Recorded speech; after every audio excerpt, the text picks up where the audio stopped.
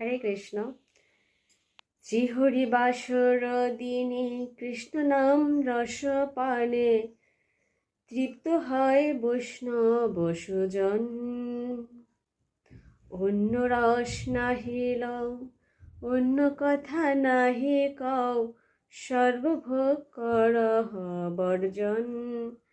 হরে কৃষ্ণ। তো শ্রীমান চৈতন্য মহাপ্রভু আমাদের এই হরিবাসর দিনে বা একাদশী তিথিতে সর্বভোগ ত্যাগ করার কথা বলেছেন। আমাদের অন্য কথা বলতে বারণ করেছেন, একমাত্র কৃষ্ণ রস পান করার কথা বলেছেন।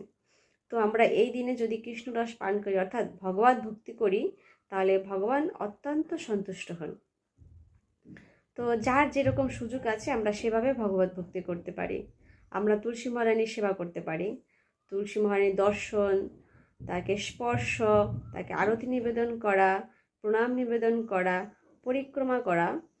আমরা ভগবানের বিগ্রহের অর্চন করতে পারি, বিগ্রহের ভোগ নিবেদন করতে পারি, তাকে আরতি নিবেদন করতে পারি, ভগবানের জন্য রান্না সেবা করতে পারি, ভগবানের চরণে তুলসীপত্র নিবেদন করতে পারি, পুষ্প নিবেদন করতে পারি, ভগবানকে প্রণাম নিবেদন করতে পারি এবং সম্ভব হলে ভগবানের পরিক্রমা করতে পারি।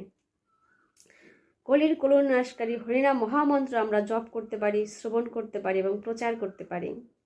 আমরা গীতা, ভাগবতম, চৈতন্য চরিতামৃত আমরা অধ্যয়ন করতে পারি, শ্রবণ করতে পারি এবং এই বিশেষ দিনে আমরা এই একাদশীর মাহাত্ম্য শ্রবণ করতে পারি বা পাঠ করতে পারি। হরে কৃষ্ণ, হরি বল।